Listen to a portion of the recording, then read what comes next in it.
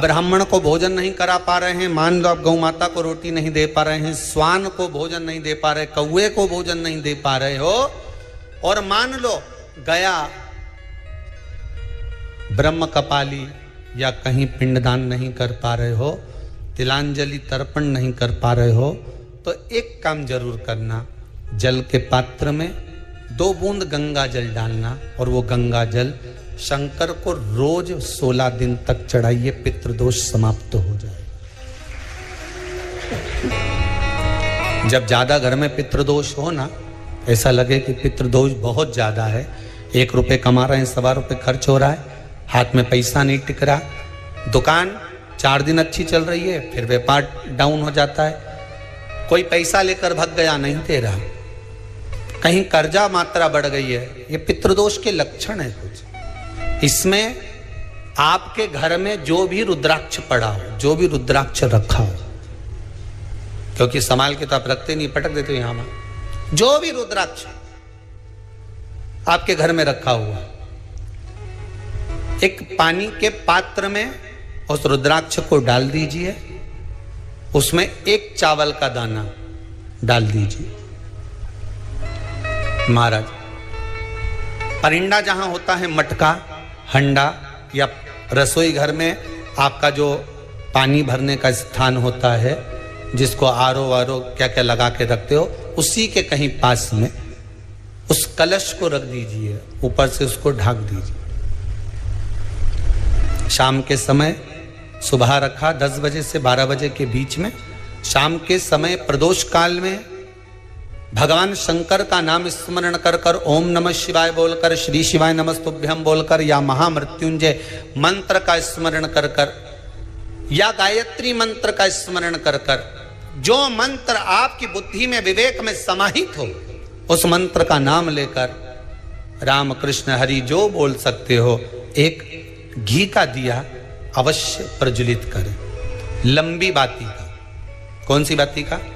फूल बत्ती का नहीं, गोल बत्ती का नहीं, लंबी बाती का लगा। बत्ती का मुख दक्षिण की ओर, कहां पर होना चाहिए? दक्षिण की ओर, ना पूरब, ना पश्चिम, ना उत्तर। बत्ती का मुख कहां हो? दक्षिण की ओर। जैसे श्राद्ध पक्ष में ब्राह्मण को जब भोजन कराते हैं तो ब्राह्मण का मुख श्राद्ध पक्ष के भोजन कराते समय अगर पूरब, पश्चिम और उत्तर का होता है तो श्राद्ध के भोजन का फल नहीं मिलता। उसका मुख दक्षिण का होता है तो हमारे घर के जितने भी पितर उस तिथि में गए होते हैं सबको उसका भाग मिल जाता है और पितृदोष समाप्त हो जाता है। इसलिए ब्राह्मण का मुख श्राद्ध पक्ष में भोजन कराते समय दक्षिण का होना चाहिए।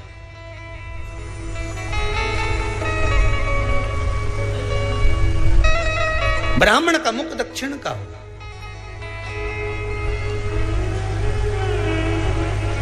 यहां तक शास्त्र कहता है महाराज, अगर गौ माता को श्राद्ध पक्ष में अगर भोजन दे रहे हो तो गाय का मुख अगर दक्षिण का है, गाय का, आपका मुख भले उत्तर का हो, गाय का मुख दक्षिण का हो, आपका मुख भले पूरा पश्चिम कहीं का, गाय का मुख अगर दक्षिण में है, अगर आपने दक्षिण में गाय को खड़ी कर रखा है और दक्षिण में उसका मुख और आप भोजन दे रहे हो तो शास्त्र कहता है कि किसी पिंड की जरूरत नहीं पड़ती, गाय स्वतः कल्याण कर देती है, गौ माता स्वतः कल्याण कर, दक्षिण मुखी हो। तो दिए की जो बाती का मुख कहां होना चाहिए? दक्षिण का। और दक्षिण का मुख हमारा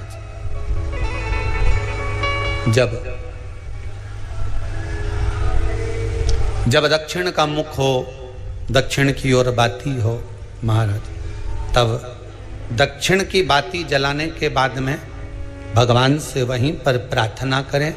जो कलश रखा है उसके ऊपर जो प्लेट रखी है, ढाका गया है, वहां अपना सीधा हाथ रखें और अपने पूर्वजों का, अपने पितरों का स्मरण करें कि मेरे धन को लेकर कोई चले गया, मेरा व्यापार ऐसा चल रहा है, मेरा घर में बच्चों का विवाह नहीं हो रहा, या घर में इतनी अशांति है या तकलीफ है या कष्ट है, ये सब का स्मरण कर कर उस कलश को रात्रि भर रखे रहने दें।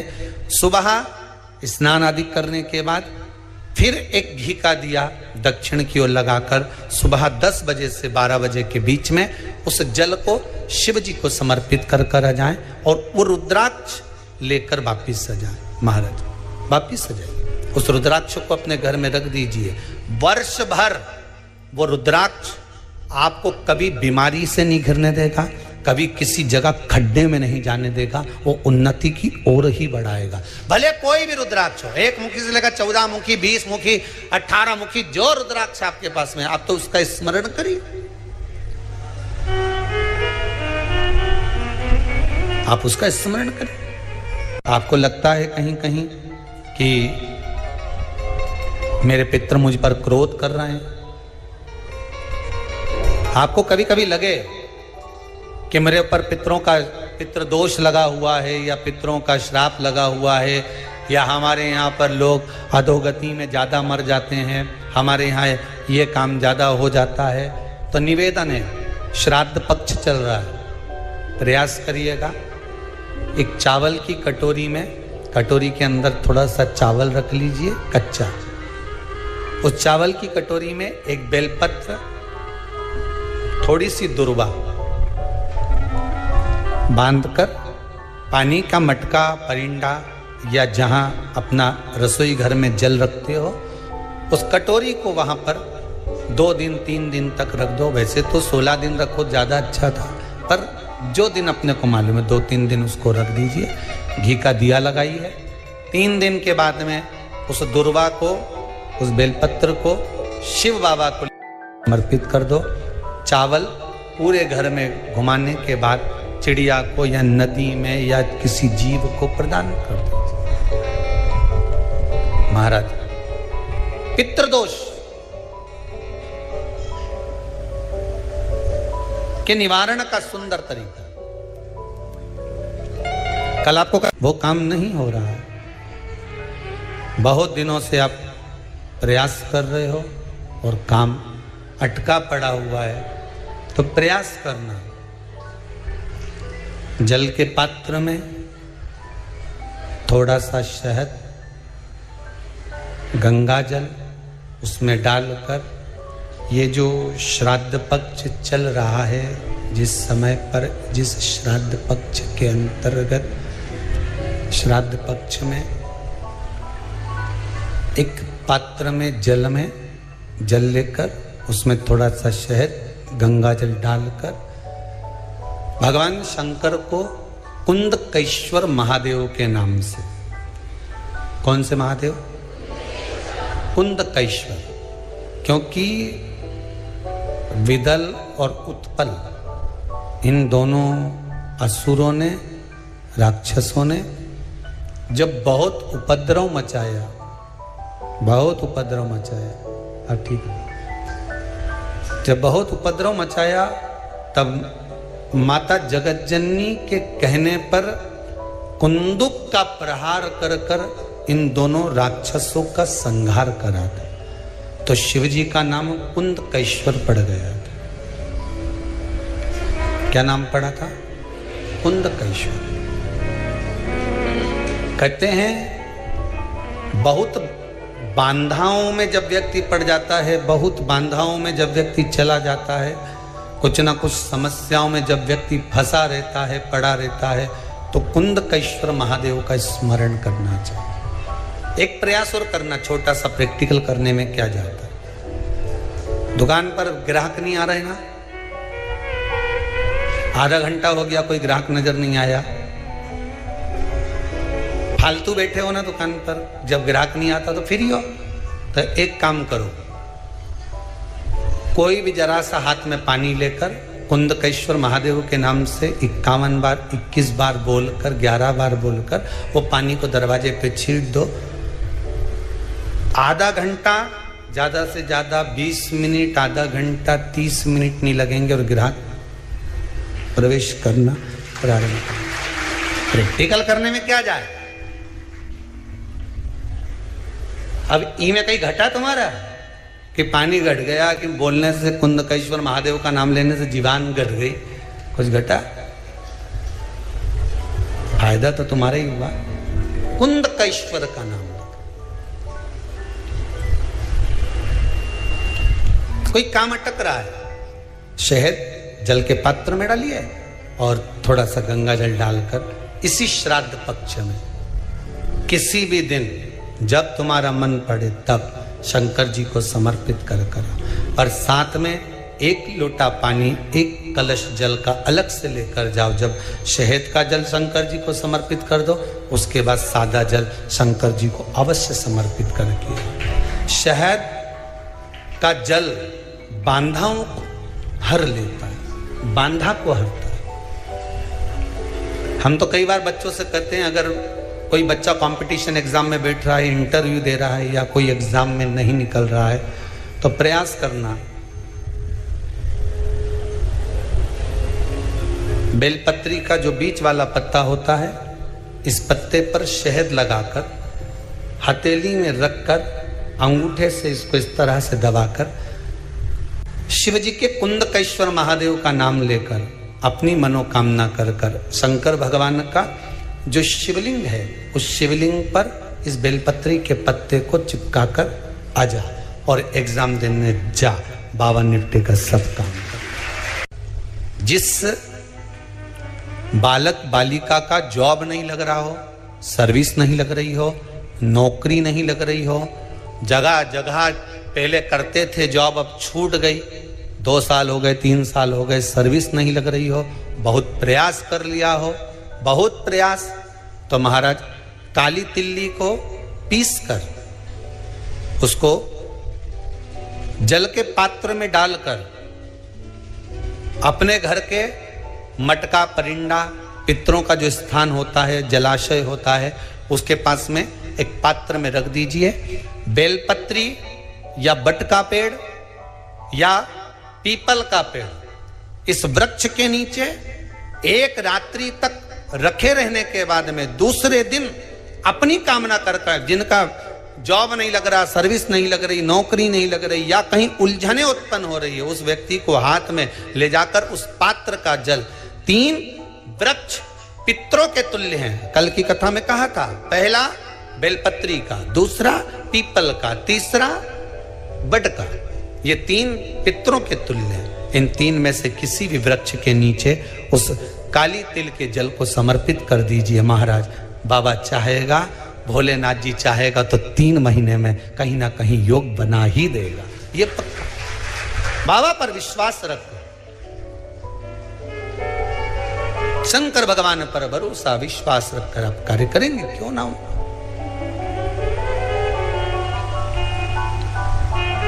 श्राद्ध पक्ष में महाराज पीपल के पेड़ के नीचे मात्र काली तिल्ली का पानी ही डाल देने से पितृदोष का निवारण हो जाता है। किसी लड़के की लड़की की विवाह शादी नहीं हो रहा हो, मंगल विवाह नहीं हो रहा हो, पानी के लोटे में थोड़ा सा काला तिल डालकर श्राद्ध पक्ष में पीपल के पेड़ के नीचे चढ़वा दीजिए महाराज।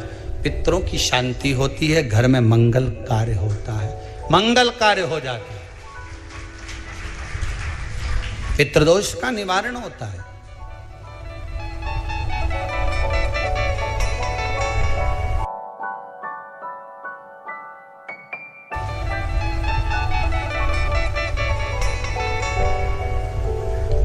बहुत रोग घिर गया, ऐसा लग रहा है कि बहुत बड़ी बीमारी शरीर में आ गई है, वो मिट नहीं रही, बीमारी बहुत बड़ी है, नहीं जा रही। सरसों का फूल भगवान शंकर को चढ़ाना प्रारंभ कर दो। सरसों तो आप अपने घर के अंदर भी बो सकते हो, उसमें पीला फूल आ ही जाता है, शिव जी को चढ़ाना चालू कर दो, बीमारी समाप्त होना प्रारंभ। शिव को समर्पित किया गया एक एक भाग, एक एक भाग। महाराज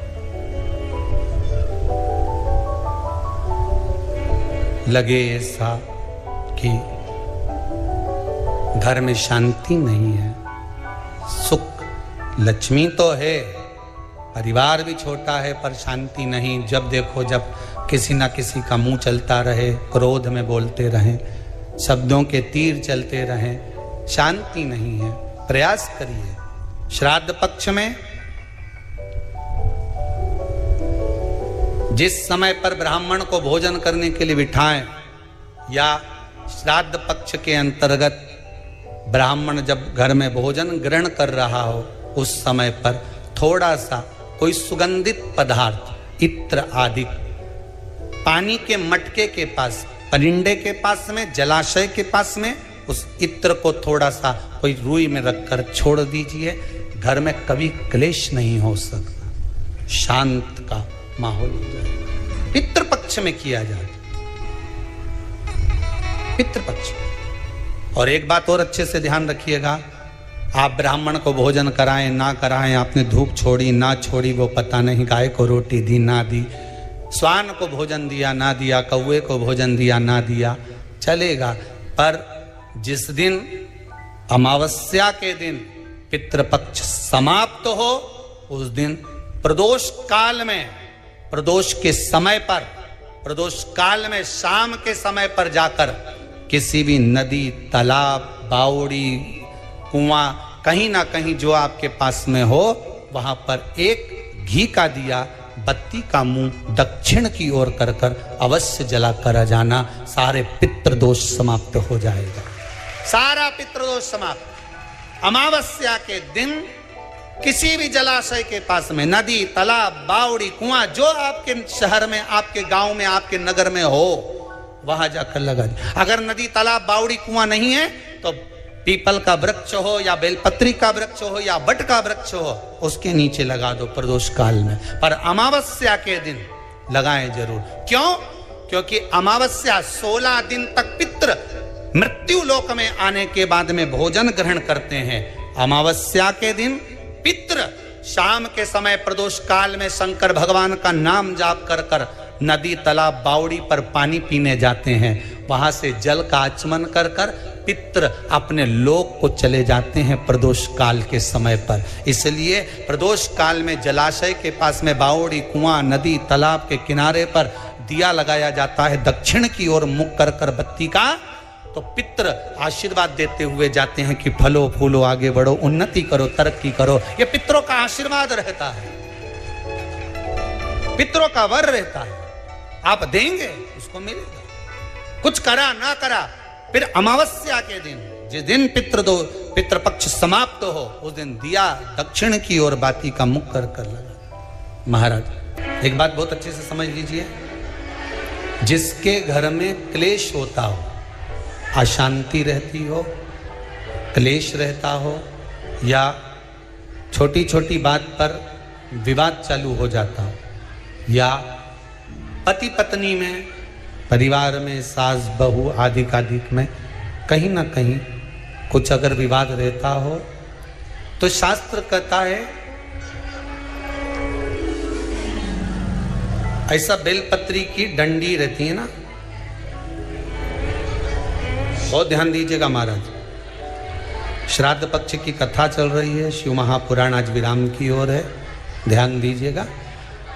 जैसे ये बेलपत्री की जो डंडी होती है, डंडी का जो भाग होता है बेलपत्री की, ऐसा बेलपत्री की 7 भाग ले लो, मतलब बेलपत्री 7 ले लीजिए। 7 बेलपत्र लेकर कच्चा जो सूत होता है ना, कच्चा सूत जो जानते पेड़ पौधे में माताएं लपेटती हैं, धागा जो होता है ना सफेद कलर का कच्चा धागा, जो बड़ में, पीपल में और आंवला आदि में लपेटा जाता है, कच्चा सूत, उसको शंकर भगवान और माता पार्वती का स्मरण कर कर नंदी के, जो नंदी होता है, नंदी के राइट भाग में, नंदी का एक पांव ऊंचा होता है, आपने देखा होगा आगे का पांव ऊंचा होता है, बैठते समय नंदी का एक पांव ऊंचा है, एक पांव नीचे की हो जाता है। तो नंदी का जहां पांव ऊंचा है, उस ऊंचे पांव के पास में बैठना है।